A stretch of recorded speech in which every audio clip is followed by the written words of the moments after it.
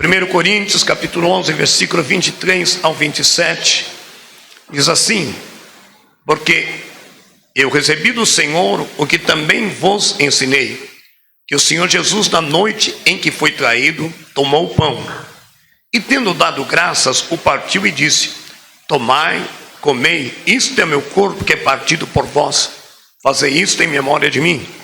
Semelhantemente, também depois de cear, tomou o cálice, dizendo: esse cálice é o novo testamento no meu sangue, fazei isso todas as vezes que beberdes em memória de mim. Porque todas as vezes que comerdes esse pão e beberdes esse cálice, anunciai a morte do Senhor até que venha. Portanto, qualquer que comer esse pão ou beber o cálice indignamente será culpado do corpo e do sangue do Senhor. Podeis assentar. Mas não é bem uma pregação, é somente uma lembrança, uma explanação sobre a Santa Ceia do Senhor. Eu gostaria que todos agora pudessem ter reverência e ouvissem a palavra de Deus. Embora você ouve essa palavra todo mês, mas vamos fazer aqui uma introdução um pouquinho mais profunda. Nós não podemos deixar a ceia do Senhor virar rotina, como já para muitos uma liturgia normal, de um culto normal de orações e cânticos. Quantas vezes participamos nós da ceia de uma maneira Ivan, todo mundo olhou para você, não foi culpa minha.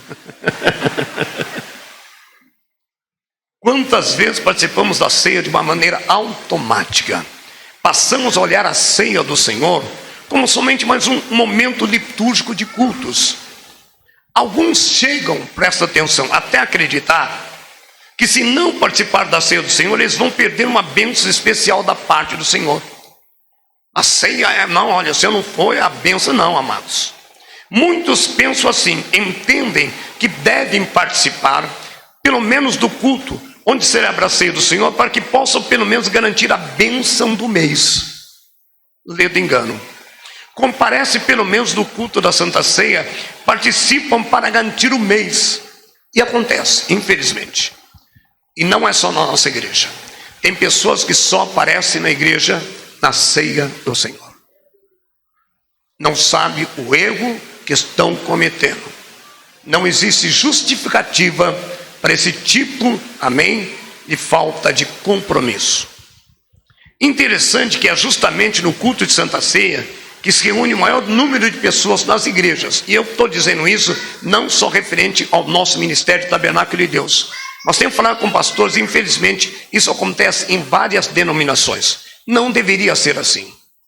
Sabe o que acontece? Virou um hábito religioso, um ritual litúrgico sem significação profunda. Os irmãos têm que entender que todo culto tem que ser diferente. É o que eu tenho pregado aqui. Você não pode vir para o culto e falar, mas é mais um culto. Não, não é mais um culto. Mas um culto se torna um ato religioso. Não é mais um culto.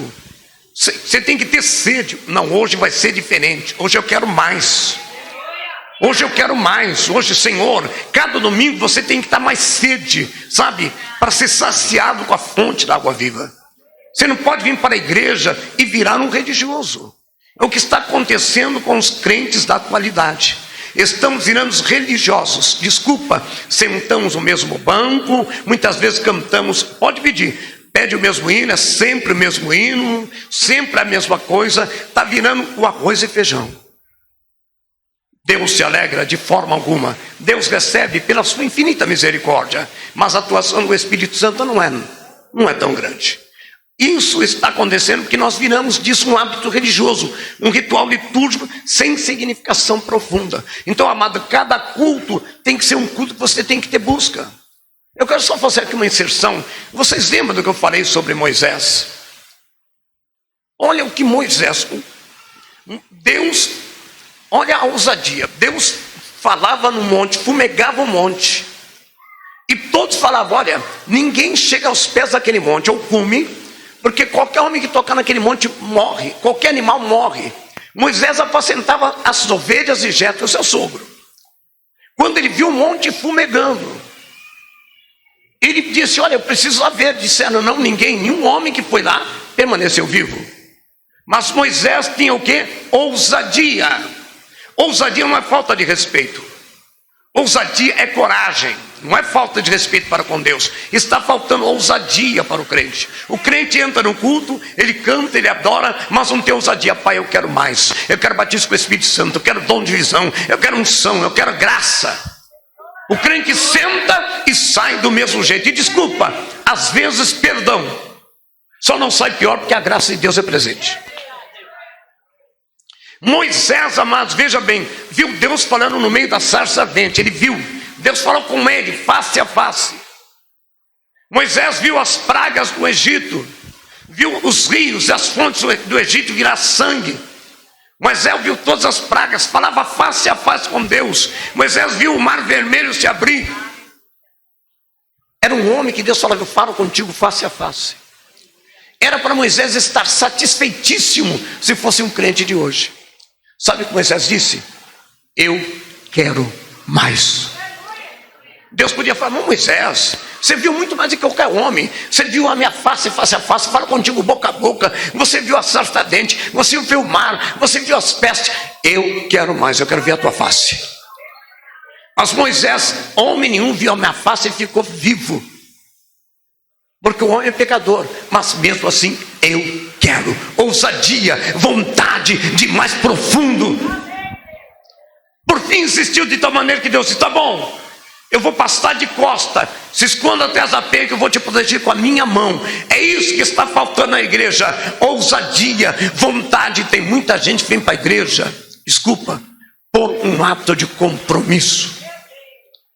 Por favor, não faça isso. Você tem que ter profundidade, ousadia. Você não pode encarar um culto como uma... Desculpa, está virando um clube social. E principalmente, se o culto tem que ser diferente, imagina a Santa Ceia. A Santa Ceia, então, tem que ser um culto que você tem que colocar todo o teu amor, a profundidade da tua fé no culto de Santa Ceia. Porque a ceia é um dos momentos mais importantes da adoração da igreja. É um ato especial para nós cristãos. Mas tem gente que não pensa assim. Tem gente que só vem na igreja pedir bênção. Sabe por que não recebe? Porque nunca entrou aqui para adorar.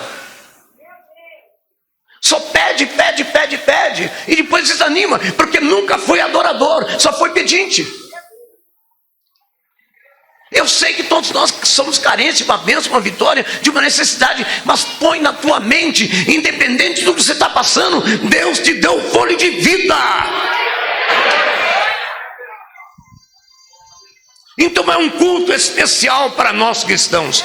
A pergunta que eu te faço hoje: o que significa a ceia do Senhor na vida da igreja? Qual é a importância desse momento na tua vida? Você sabe? Você sabe porque participa desse momento? Você tem noção? Pois a ceia do Senhor nos fala e revela de um tempo distinto na vida cristã. Observe o que o apóstolo Paulo fala.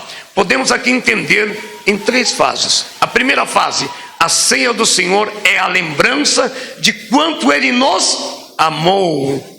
Porque veja no versículo 24 e 25, está escrito assim: tomai e comei, esse é meu corpo que é partido por vós, fazer isso em memória de mim. Olha o que ele está dizendo. Jesus está dizendo: façam isso para se lembrar do que eu fiz na vida por vocês.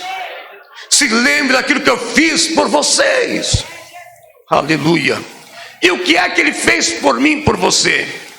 Nos lembramos o quanto Ele foi sacrificado, o seu corpo dilacerado, na imagem do pão e no sangue de Cristo, na imagem do vinho, no fruto da vide. Então veja, meus amados, só para te lembrar um pouquinho, lá no Getsêmani, no jardim, Ele começa a sofrer. Você está pensando que você passou luta, está passando prova? Você está pensando que não está aguentando mais? Pois eu vou te falar um pequeno pedaço, resumido, do momento de Jesus. No Getsêmani começa um pedacinho da sua prova. Ali Ele começa a se entristecer profundamente, da sua alma entrar em angústia. Ele começa a entristecer fisicamente e espiritualmente, ao ponto do seu suor transformar-se em gotículas de sangue. A tua prova está desse jeito, o teu suor já virou gotícula de sangue? Então não murmure, não questione, glorifique, exalte a Deus. Depois de tudo isso, naquela noite vem a prisão. E sabe o que acontece a prisão? Ele é abandonado pelos seus discípulos. Jesus é conduzido ao sinédrio perante Caifás. Eles vendo os seus olhos, zombam dele, gospem no seu rosto, batem em sua face. Então Jesus é açoitado e é conduzido a Jerusalém para ser interrogado por Pilatos. O povo grita: solte Barrabás. E é uma pena, que coisa horrível a gente vê num ato político crente gritando: solte Barrabás, usando a Bíblia num ato político terrível, usando as coisas sagradas. Meu Deus, Jesus é açoitado, é conduzido a Jerusalém para ser interrogado por Pilatos. O povo grita: soltem Barrabás. Esquece que ele abriu os olhos do cego, limpou os leprosos. Tem gente que não vem na Santa Ceia porque esqueceu que Jesus já fez a vida dele.